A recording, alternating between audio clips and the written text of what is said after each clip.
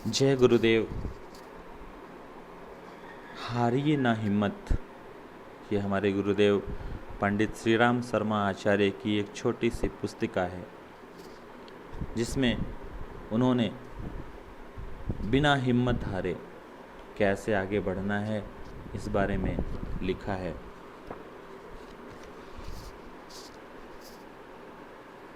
नित्य पढ़ें। दूसरे के छिद्र देखने से पहले अपने छिद्रों को टटोलो।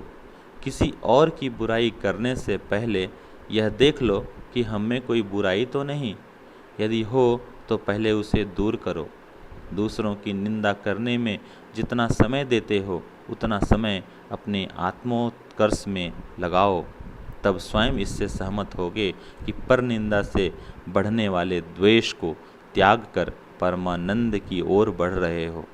संसार को जीतने की इच्छा करने वाले मनुष्यों, पहले अपने को जीतने की चेष्टा करो। यदि तुम ऐसा कर सके तो तुम एक दिन विश्व विजेता बनकर अपने सपनों को पूरा करोगे। तुम अपने जितेंद्रिय रूप से संसार के सब प्राणियों को अपने संकेत पर चला सकोगे। संसार का कोई भी जीव तुम्हारा विरोधी नहीं रहेगा। आध्यात्मिक चिंतन अनिवार्य। जो लोग आध्यात्मिक चिंतन से विमुख होकर केवल लोक उपकारी कार्य में लगे रहते हैं, वे अपनी ही सफलता पर अथवा सद्गुणों पर मोहित हो जाते हैं। वे अपने आप को लोक सेवक के रूप में देखने लगते हैं। ऐसी अवस्था में वे आशा करते हैं कि सब लोग उनके कार्यों की प्रशंसा करें, उनका कहा माने। उनका बढ़ा हुआ अभिमान उन्हें अनेक लोगों का शत्रु बना देता है। इससे उनकी लोक सेवा उन्हें वास्तविक लोक सेवा न बनकर लोक विनाश का रूप धारण कर लेती है। आध्यात्मिक चिंतन के बिना मनुष्य में विनीत भाव नहीं आता, ना उसमें अपने आप को सुधारने की क्षमता रह जाती है। वह भूलों पर भूल करता चला जाता है और इस प्रकार अपने जीवन को विकल बना देता है। मानव मात्र को प्रेम करो। हम जिस भारतीय संस्कृति, भारतीय विचारधारा का प्रचार करना चाहते हैं, उससे आपके समस्त कष्टों का निवारण हो सकता है। राजनीतिक शक्ति द्वारा आपके अधिकारों की रक्षा हो सकती है, पर जिस स्थान से हमारे सुख दुख की उत्पत्ति होती है, उसका नियंत्रण राजनीतिक शक्ति नहीं कर सकती। यह कार्य आध्यात्मिक उन्नति से ही संपन्न हो सकता है। मनुष्य को मनुष्य बनाने की वास्तविक शक्ति भारतीय संस्कृति में ही है। यह संस्कृति हमें सिखाती है कि मनुष्य मनुष्य से प्रेम करने को पैदा हुआ है, लड़ने मरने को नहीं। अगर हमारे सभी कार्यक्रम ठीक ढंग से चलते रहे तो भारतीय संस्कृति का सूर्योदय अवश्य होगा। अंतर आत्मा का सहारा पकड़ो। यदि तुम शांति, सामर्थ्य और शक्ति चाहते हो तो अपनी अंतरात्मा का सहारा पकड़ो। तुम सारे संसार को धोखा दे सकते हो, किंतु अपनी आत्मा को कौन धोखा दे सका है? यदि प्रत्येक कार्य में आप अंतरात्मा की सम्मति प्राप्त कर लिया करेंगे तो विवेक पथ नष्ट न होगा।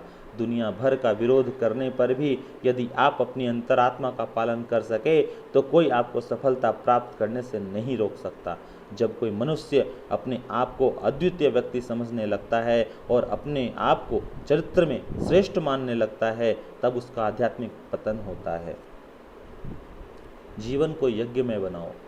मन में सबके लिए सद्भावनाएं रखना, संयमपूर्ण चरित्रता के साथ समय व्यतीत करना, दूसरों की भलाई बन सके उसके लिए प्रयत्नशील रहना, वाणी को केवल सत्य प्रयोजनों के लिए ही बोलना, न्यायपूर्ण कमाई पर ही गुजारा करना, भगवान का स्मरण करते रहना, अपने कर्तव्य पथ पर आरूढ़ रहना, अनुकूल प्रतिकूल परिस्थितियों में विचलित न होना, यही नियम है जिनका पालन करने से जीवन यज्ञमय बन जाता है।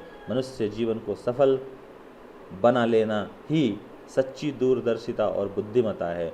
जब तक हम अपने अहंकार की भावना से ग्रसित रहेंगे, तब तक त्याग की भावना का उदय होना कठिन है। हंसते रहो, मुस्कुराते रहो, उठो, जागो, रुको मत, जब तक कि लक्ष्य न प्राप्त हो जाए। कोई दूसरा हमारे प्रति बुराई करे या निंदा करे, उद्वेगजनक बात करे, तो उसको सहन करने और उसे उत्तर ना देने से वैर आगे नहीं बढ़ता। अपने ही मन में कह लेना कि इसका सबसे अच्छा उत्तर है मौन। जो अपने कर्तव्य कार्य में जुटा रहता है और दूसरे के अवगुणों की खोज में नहीं रहता, उसे आंतरिक प्रसन्नता प्राप्त होती है।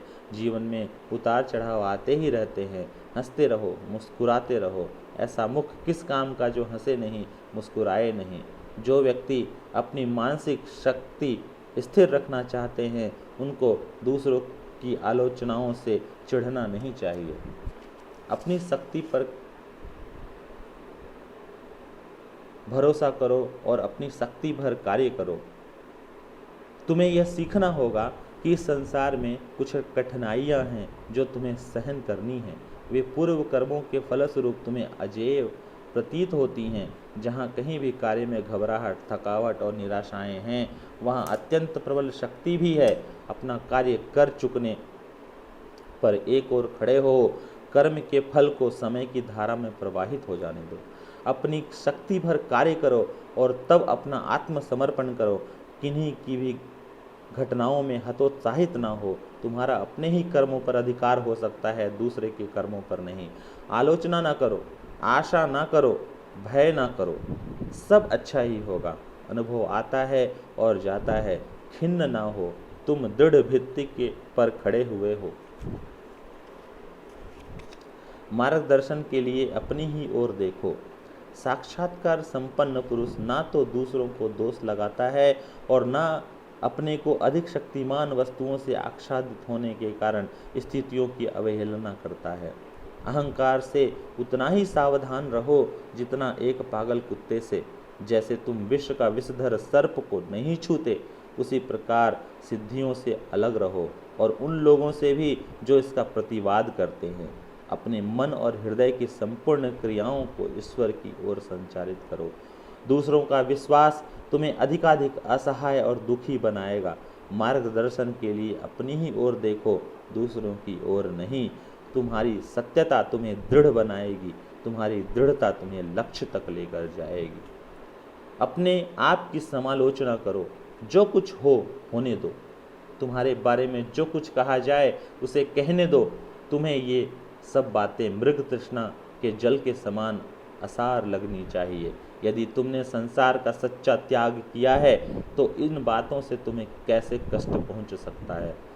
अपने आप की समालोचना में कुछ भी कसर मत रखना, तभी वास्तविक उन्नति होगी। प्रत्येक क्षण और अवसर का लाभ उठाओ। मार्ग लंबा है, समय वेग से निकला जा रहा है। अपने संपूर्ण आत्मबल के साथ कार्य में लग जाओ, लक्ष्य तक पहुंचोगे। किसी बात के लिए भी अपने आप को क्षुब्ध ना करो। मनुष्य में नहीं, ईश्वर में विश्वास रखो। वह तुम्हें रास्ता दिखलाएगा और सन्मार्ग सुझाएगा। नम्रता, सरलता, साधुता, सहिष्णुता। सहिष्णुता का अभ्यास करो। अपने उत्तरदायित्व को समझो।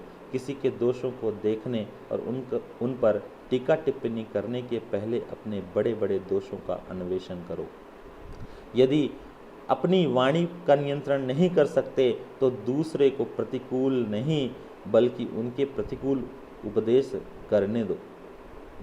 सबसे पहले अपने घर को नियमित बनाओ, क्योंकि बिना आचरण के आत्मानुभव नहीं हो सकता। नम्रता, सरलता, साधुता, सहिष्णुता, ये सब आत्मानुभव के प्रधान अंग हैं। दूसरे तुम्हारे साथ क्या करते हैं इसकी चिंता ना करो, आत्मोन्नति में तत्पर रहो। यदि यह तथ्य समझ लिया तो एक बड़े रहस्य को पा लिया। अंतःकरण के धन को ढूंढो। तुम्हें अपने मन में सदा कार्य में लगाए रखना होगा, इससे बेकार न रहने दो। जीवन को गंभीरता के साथ बिताओ। तुम्हारे सामने आत्मोन्नति का महान कार्य है और पास में समय थोड़ा है। यदि अपने को असावधानी के साथ भटकने दोगे तो तुम्हें शोक करना होगा और इससे भी बुरी स्थिति को प्राप्त होगे। धैर्य और आशा रखो, शीघ्र ही जीवन में समस्त स्थिति का सामना करने की योग्यता तुम में आ जाएगी। अपने बल पर खड़े हो। यदि आवश्यक हो तो समस्त संसार को चुनौती दो, परिणाम में तुम्हारी हानि नहीं हो सकती। तुम केवल सबसे महान से संतुष्ट रहो। दूसरे भौतिक धन की खोज करते हैं और तुम्हें अंतःकरण के धन को ढूंढो। अकेला चलो। महान व्यक्ति सदैव अकेले चलते हैं और इस अकेलेपन के कारण ही दूर तक चले हैं। अकेले व्यक्तियों ने अपने सहारे ही संसार के महानतम कार्य संपन्न किए हैं। उन्हें एकमात्र अपनी ही प्रेरणा प्राप्त हुई है। वे अपने ही आंतरिक सुख से सदैव प्रफुल्लित रहे हैं। दूसरे से दुख मिटाने की उन्होंने कभी आशा नहीं रखी। निज वृत्तियों में ही उन्होंने सहारा देखा। अकेलापन जीवन का परम सत्य है, किंतु अकेले से घबराया, जी तोड़ना, कर्तव्य पथ से हतोत्साहित या निराश होना सबसे बड़ा पाप है। अकेलापन आपके निजी आंतरिक प्रदेश में छिपी हुई महान शक्तियों को विकसित करने का साधन है। अपने ऊपर आश्रित रहने से आप अपनी उच्चतम शक्तियों को खोज निकालते हैं। दूसरों पर निर्भर ना रहो। जिस दिन तुम्हें अपने हाथ पैर और दिल पर भरोसा हो जाएगा, उस दिन तुम्हारी अंतरात्मा कहेगी, बाधाओं को कुचल कर तू अकेला चल, अकेला चल।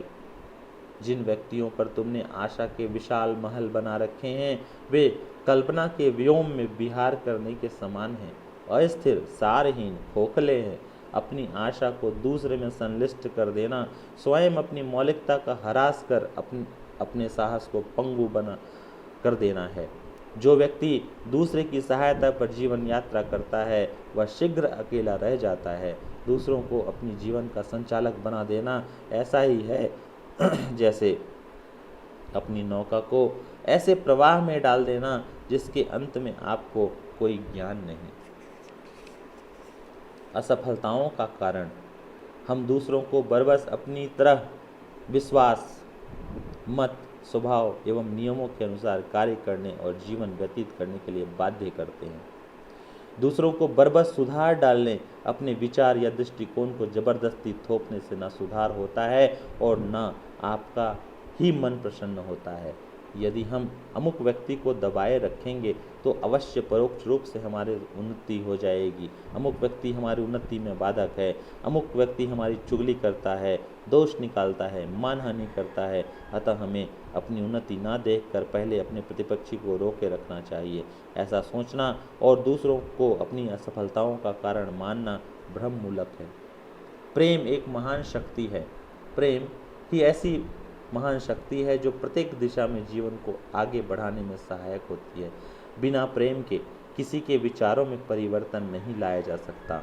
विचार तर्क वितर्क की सृष्टि नहीं है। विचारणा तथा विश्वास बहुकाल के सत्संग से बनते हैं। अधिक समय की संगति का ही परिणाम प्रेम है। इसलिए विचार धारणा अथवा विश्वास प्रेम का विषय है। यदि हम दूसरों की पर विजय प्राप्त करके उनको अपनी विचारधारा में बढ़ाना चाहते हैं, उनके दृष्टिकोण को बदलकर अपनी बात मनवाना चाहते हैं, तो प्रेम का सहारा लेना चाहिए। तर्क और बुद्धि हमें आगे नहीं बढ़ा सकते। विश्वास रखिए कि आपकी प्रेम और सहानुभूतिपूर्ण सभी बातों को सुनने के लिए दुनिया विवश होगी। दुखद स्मृतियों को भूलो। जब मन में पुरानी दुखद स्मृतियां सजग हों तो उन्हें भुला देने में ही श्रेष्ठता है। अप्रिय बातों को भुलाना आवश्यक है। भुलाना उतना ही जरूरी है जितना अच्छी बात का स्मरण करना। यदि तुम शरीर से, मन से और आचरण से स्वस्थ हो जाते हो तो अस्वस्थता की सारी बातें भूल सकते हो।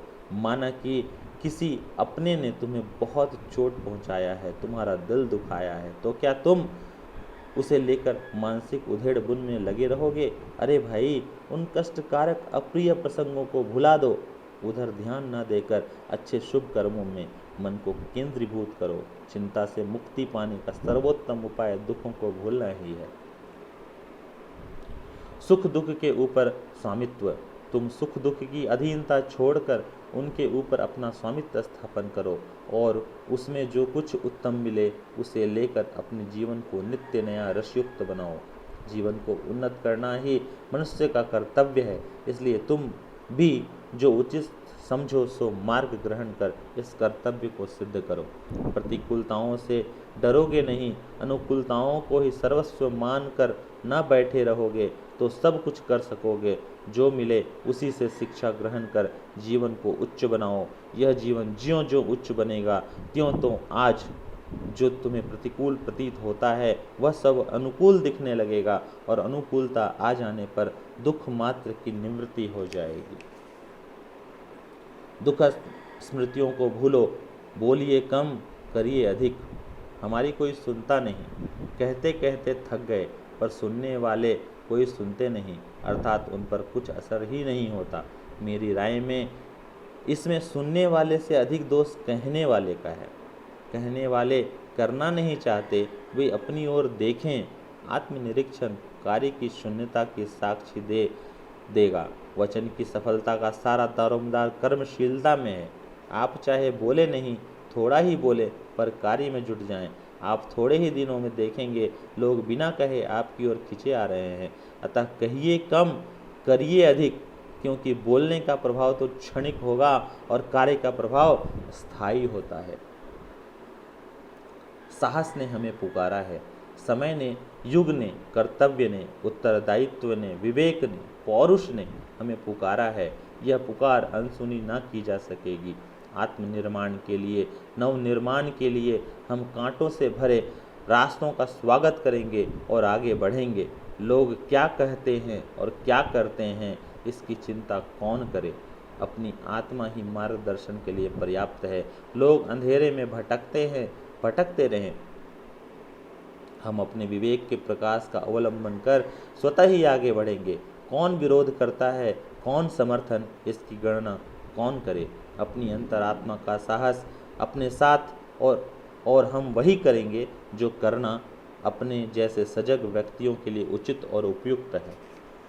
पुरुषार्थ की शक्ति, सुधारवादी तत्वों की स्थिति और भी उपहासास्पद है। धर्म, अध्यात्म, समाज एवं राजनीतिक क्षेत्रों में सुधार एवं उत्थान के नारे जोर शोर से लगाए जाते हैं, पर उन क्षेत्रों में जो हो रहा है, जो लोग कर रहे हैं, उसमें कथनी और करनी के बीच जमीन आसमान जैसा अंतर देखा जा सकता है। ऐसी दशा में उज्जवल भविष्य की आशा धूमिल ही होती चली जा रही है।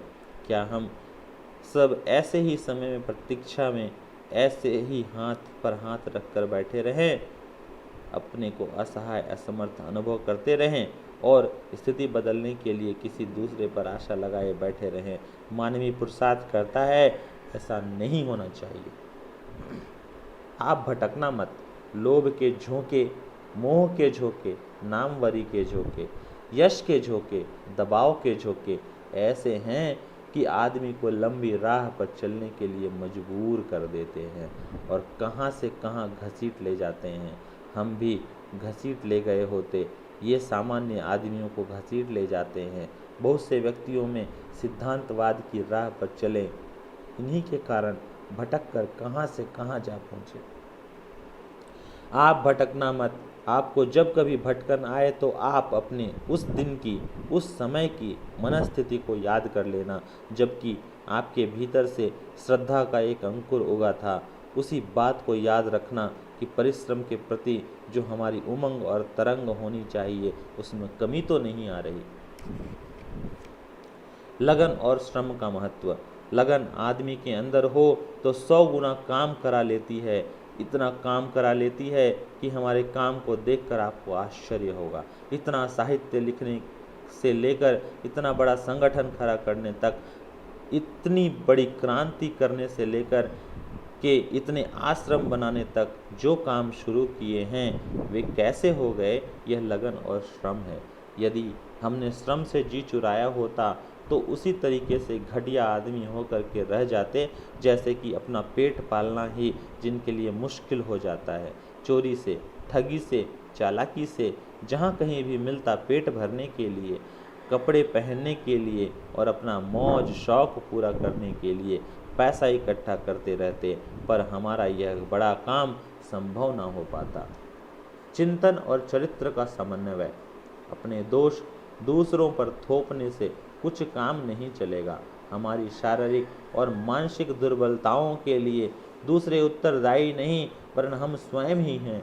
दूसरे व्यक्तियों, परिस्थितियों एवं प्रारब्ध भोगों का ही प्रभाव होता है।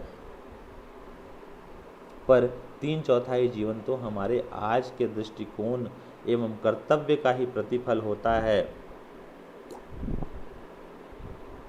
अपने को सुधारने का काम हाथ में लेकर हम अपनी शारीरिक और मानसिक परेशानियों को आसानी से हल कर सकते हैं।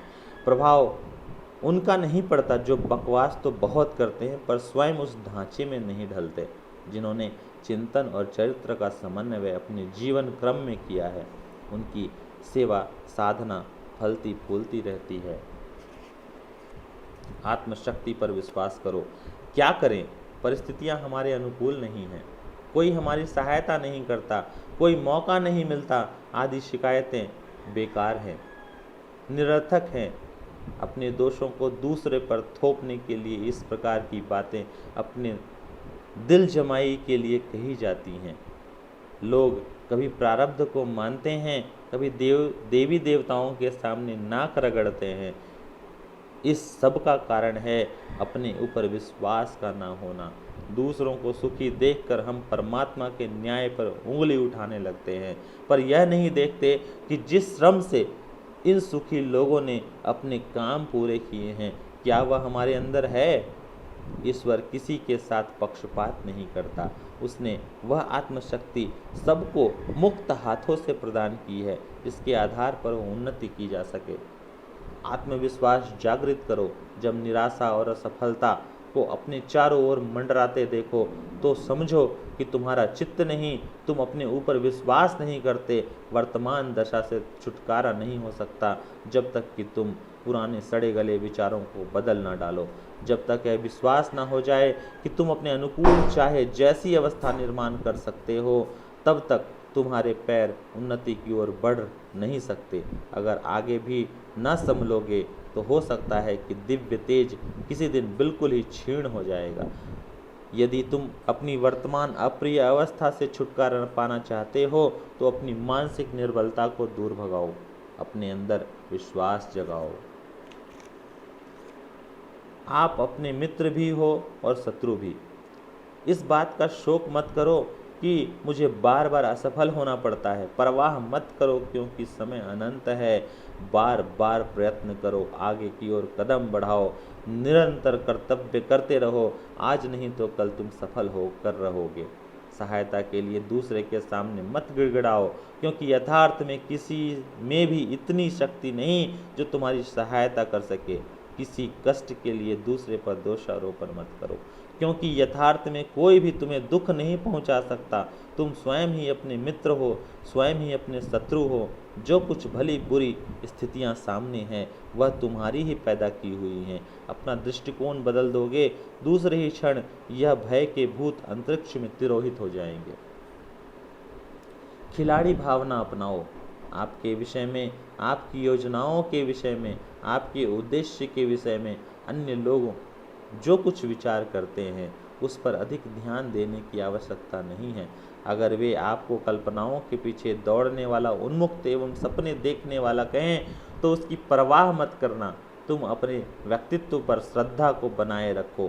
किसी मनुष्य के कहने से, किसी आपत्ति से के आ जाने से अपने आत्मविश्वास को डगमगाने मत दो। आत्मश्रद्धा को कायम रखोगे और आगे बढ़ते रहोगे तो जल्द या देर में संसार आपको रास्ता देगा ही। आगे भी प्रगति के प्रयास तो जारी ही रखे जाएं, पर वह सब खिलाड़ी भावना से ही किया जाए। संतोष भरा जीवन जिए।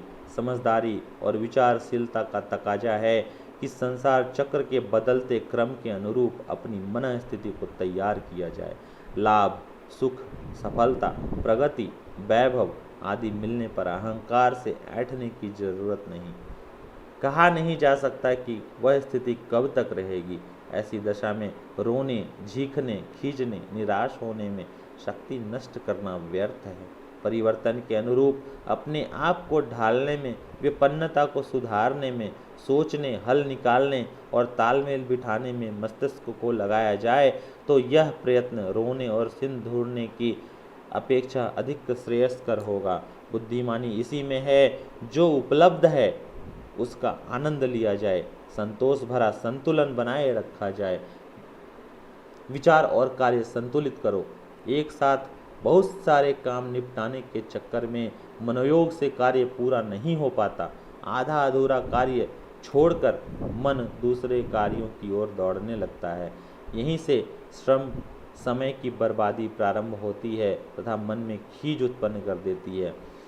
विचार और कार्य सीमित एवं संतुलित कर लेने से श्रम में शक्ति का अपव्यय रुक जाता है और व्यक्ति सफलता के सोपानों पर चढ़ता चला जाता है। कोई भी काम करते समय अपने मन को उच्च भाव से और संस्कारों से ओतप्रोत रखना ही सांसारिक जीवन में सफलता का मूल मंत्र है। हम जहाँ भी रहें उसे नहीं बदल सकते, पर अपने आप को बदलकर हर स्थिति का आनंद ले सकते हैं। दूसरों पर आश्रित ना हो। दूसरों से अपेक्षा करना कि हम सबसे होंगे और हमारे कहे अनुसार चलेंगे, मानसिक तनाव बने रहने का, निरर्थक उलझनों में फंसे रहने का मुख्य कारण है। इससे छुटकारा पाने के लिए यह आवश्यक है कि हम चुपचाप शांतिपूर्वक अपना काम करते चलें और लोगों को अपने हिसाब से चलने दें। किसी व्यक्ति पर हावी होने की कोशिश ना करें, ना ही हर किसी को खुश करने के चक्कर में अपने अमूल्य समय और शक्ति का अपव्यय ही करें। यह सोचना निरर्थक है कि कोई हमारी ही बात माने, उसी के अनुसार चले, हम में ही रुचि ले, हमारी ही सहायता करे, यह चाहनाएं गलत भी हैं और हानिकारक भी। दूसरों पर भावनात्मक रूप से आश्रित ना होना ही श्रेयस्कर है। धर्मसार तत्व: अस्त व्यस्त जीवन जीना, जल्दबाजी करना, रात दिन व्यस्त रहना, हर पल क्षण को काम काज में ही ठूंसे रहना भी मन क्षेत्र में भारी तनाव पैदा करते हैं। अतः यहाँ यह आवश्यक हो जाता है कि अपनी जीवन विधि को, दैनिक जीवन को विवेकपूर्ण बनाकर चलें। ईमानदारी, संयमशीलता, सज्जनता, नियमितता, सुव्यवस्था से भरा पूरा हल्का फुल्का जीवन जीने से ही मन क्षेत्र का सदुपयोग होता है और ईश्वर प्रदत्त क्षमता से समुचित लाभ उठा सकने का सुयोग बनता है। कर्तव्य के पालन का आनंद लूटो, विघ्नों से भी बिना डरे जूझते रहो, यही है धर्म का सार तत्व। आत्मविश्वास और अविरल अध्यवसाय: संसार के सारे महापुरुष प्रारंभ में साधारण श्रेणी योग्यता क्षमताओं के व्यक्ति रहे हैं। इतना होने पर भी उन्होंने अपने प्रति दृष्टिकोण हीन नहीं बनने दिया और निराशा को पास नहीं फटकने दिया। आत्मविश्वास एवं अविरल व्यवसाय के बल पर वे कदम कदम आगे बढ़ते ही गए। प्रतिकूल परिस्थितियों में भी वे लक्ष्य से विचलित नहीं हुए। नगण्य से साधन और अल्प योग्यता होते हुए भी देश, धर्म, समाज और मानवता की सेवा में अपने जीवन की आहुति समर्पित कर समाज के सामने उदाहरण प्रस्तुत कर गए और कोटि कोटि जनों को दिशा प्रदान कर गए। जय गुरुदेव।